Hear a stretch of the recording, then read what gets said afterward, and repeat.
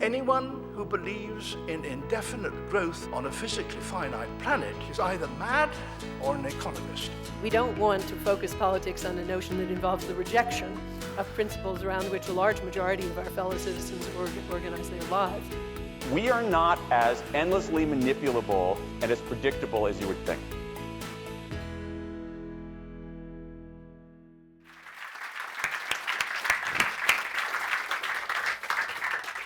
What I want to talk about today is where altruism comes from, and also about whether or not true altruism exists in human beings. For the first time in the 19th century, with Darwin, this problem became a scientific, as apart from an ethical or religious or philosophical problem, when Darwin sat down to write The Origin of Species. Because Darwin perceived that here was a paradox. The paradox is, how does one explain the persistence of traits that reduce fitness if evolution is in fact a game of survival of the fittest? And as we all know, Darwin was a very talented naturalist and was very much aware of an enormous amount of altruism and sacrifice in nature. Take, for instance, the yellow jewelweed, a plant which under conditions of deprivation of light does not do what you would expect it to do, namely to invest energy in the creation of leaves so as to soak up as much of the sunshine that it can for photosynthesis, but rather invests in stems. It doesn't do that when it's surrounded by kin, by members of the same species. It does do that when it's surrounded by members of different species. Another example, one of my favorites, is the social amoeba Discotilium discoideum, which normally is an autonomous, individual, single-celled organism which lives in the soil and does quite well there. But under conditions of deprivation, it emits a chemical signal, a cyclic AMP, which creates a gradient upon which all the other amoeba from the species converge. And what happens at that point is that they create together a slug. They forego their own individuality. They become cells in this now autonomous slug, which has sensors for air and for light.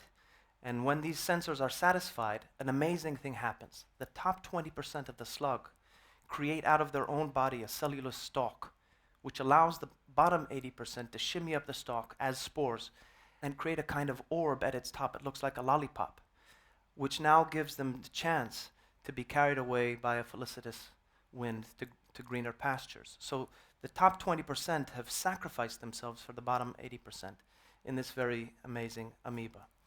And of course, there's an enormous amount and array of altruism in monkeys and apes.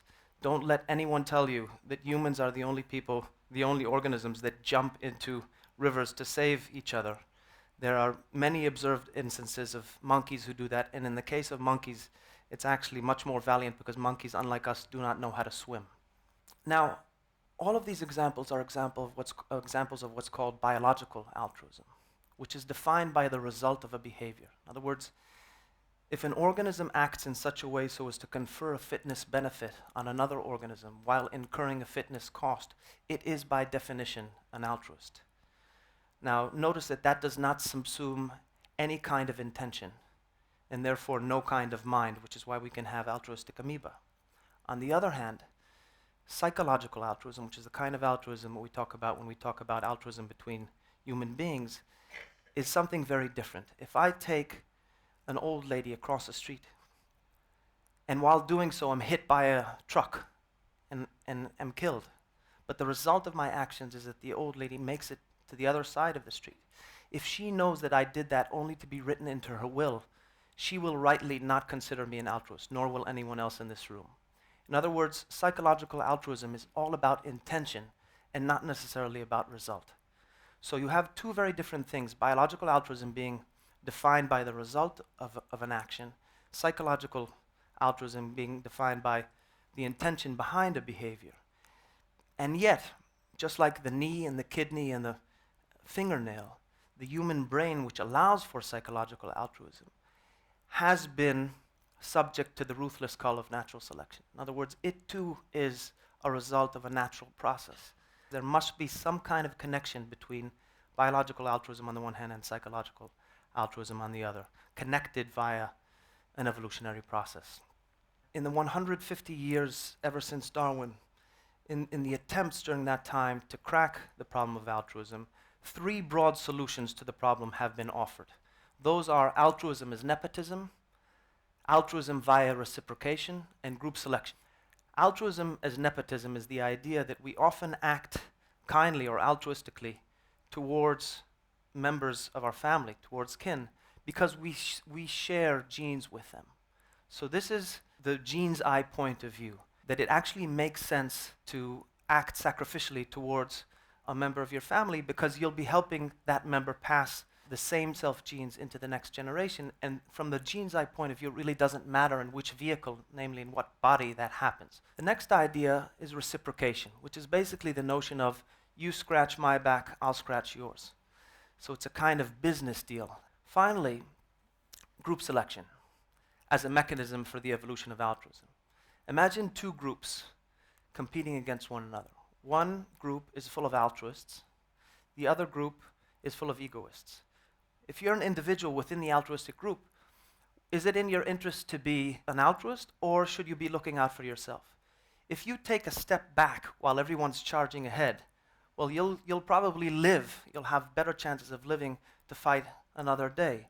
And so if you do not pay the tax that everyone else is paying, your fitness will be higher. And so you see altruism is a kind of trait where there's a conflict between the interest of the individual on the one hand and the interest of the group on the other. And what the theory of group selection says is that sometimes under certain conditions, the interest of the group can trump the interest of the individual, and therefore allow for the evolution of what seems like a paradoxical trait like altruism. What does all this mean for altruism in humans? We all really want to know whether there is such a thing as genuine altruism in human beings as apart from a form or forms of disguised self-interest. Aristotle said that the love we feel for others stems from the love we feel for ourselves. And this was really the question that was very much on the mind of George Price. George Price was born in the United States, in New York in 1922, and very quickly showed himself to be a very brilliant, outstanding intellect. Very late in life, in his mid-40s, George, following a botched thyroid operation, decided he was going to leave his life behind. He was working at IBM at the time. He'd already divorced his wife and left his family, but he was now going to leave his country, leave his job, and move to England in order to try to crack one last great scientific problem, if he could. And at that time, he became interested in 2 sort of lines of inquiry. One was the formalization of the dynamics of natural selection, and the other was introducing game theoretic thinking into the understanding of animal behavior.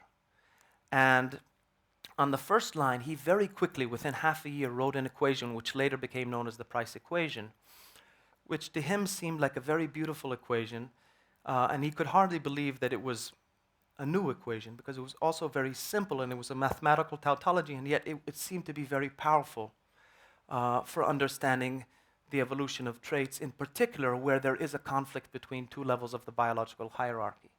But ultimately what happened with George is that he came to the philosophical conclusion, which is not a necessary logical conclusion, but which was the conclusion that he reached, that if you could formalize an equation explaining the evolution of a trait such as altruism, what it meant about the trait was that it was always a form of disguised self-interest, that there was no such thing as genuine selflessness. And he set out in his own actions to try to prove that the human spirit could transcend what the natural process had created, that in fact selflessness was possible if you willed it, even if the biology said something different. And so he set out on a program of radical altruism on the streets of London, in which he would go up to homeless people, down and outs, drunkards, and offer them his assistance. It began on a sort of small level, giving them a sandwich, buying them a sandwich or a hot cup of tea or coffee, giving them a pound or 2. Then it graduated into helping them, representing them against in courts of law. And then finally he began to invite such men into his home. But some of his friends wrote to him, and they were quite worried, and he wrote to one of them, a very famous evolutionist by the name of John Maynard Smith. He said, "I'm down to my last 15p, and I can't wait to give it away." Because for him, this was a kind of realization that, in fact, the human spirit could beat out what the natural process had evolved. Finally, George Price lost everything because he gave away everything, and himself became a vagabond in the streets of London, where he tragically committed suicide on the 5th of January in a squat in Kentish Town. Vidkun Stein famously wrote in the Tractatus that even after we've solved all of the questions that we can possibly pose, we still will have not scratched the true problems of humanity. And at this point, there will be no more questions, which is precisely the answer. Trying to find out whether or not there is such a thing in human beings as true selflessness, as apart from forms of disguised self-interest, even if they're unconscious, may not be the right question to ask. In fact, it may be a meaningless question. Biology is not destiny. Biology is capacity. And clearly, the evolutionary process has given us the capacity for empathy and for altruism. It's also given us the capacity for violence and for xenophobia and for aggression. But the question of whether and under what circumstances we exercise that kindness is no longer a biological question. And this is what I mean by Wittgenstein's wall. This is fundamentally a human, social, and political, in the broad sense, problem. Two things about George's work which I just found fascinating. Can you just tell us about antlers? Right. Deer antlers, and why deer antlers, which was the subject of one of George's early papers, are so significant as a clue as to the way in which altruism works. Well, this was George's interest in trying to apply game theory to the understanding of animal behavior. And what he noticed was also seemed to be like a paradoxical result, and that was that often when deer fight each other, when male deer fight each other for territory or for females, they do so in a ritualistic manner. And so George wondered how this kind of ritualistic behavior could have evolved. And using a game theoretic approach together with John Maynard Smith, he figured out the logic of this kind of attenuated form of violence. It actually made more sense for this kind of behavior to evolve if you took into account the meetings, the clashes between different types in a population. It would make sense for ritualistic battle to have evolved amongst deer.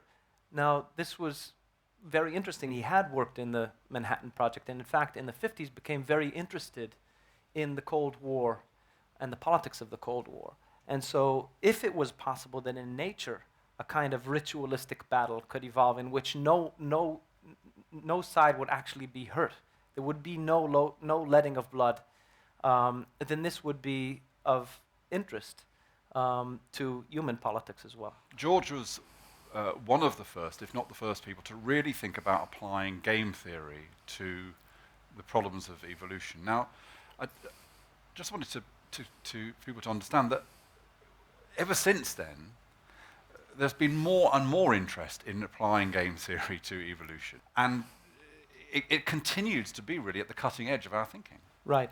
So George's three great contributions. One was to understand Fisher's fundamental theorem of natural selection. It was quite a technical thing, but very fundamental to the theory of evolution.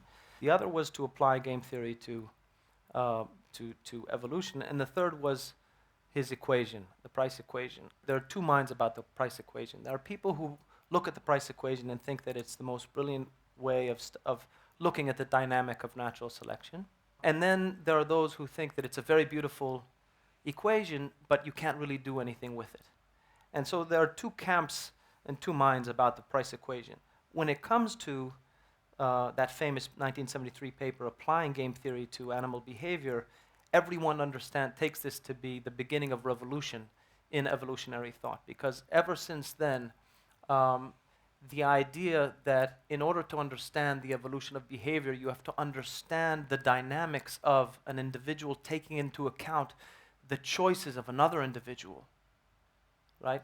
The application of that idea to the evolution of behavior at the population level has become central to evolutionary theory. What do you think about these last years of his life when he is behaving in a very, very strange manner? He's clearly unwell, very unwell.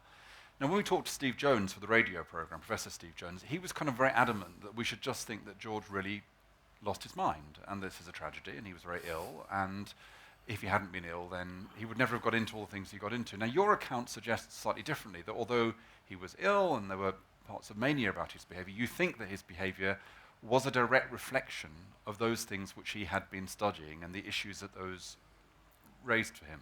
Right. Well, it's always very difficult to understand human beings, and to be a psychologist in retrospect is even more difficult and probably impossible.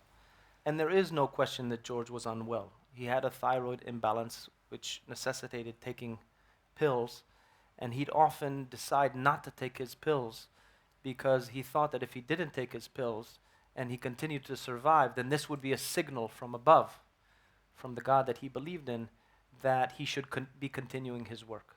In other words, that God approved of his lifestyle, his life decisions, his help to the homeless, and his scientific work as well. So there's no question when he killed himself, he had stopped taking his medication. And we know that for this condition that you can fall into deep depression. So there is a medical side to the story, which is clearly important. But also in the letters, in many of the letters to Anna Marie and to Kathleen and to friends, and also talking to friends who knew George at the time, he was clearly searching for some kind of a truth. He really had a very scientific cast of mind, which he tried to apply to a fundamentally human problem: kindness, selflessness. And it was a kind of almost a dibuk. He really wanted to find an answer.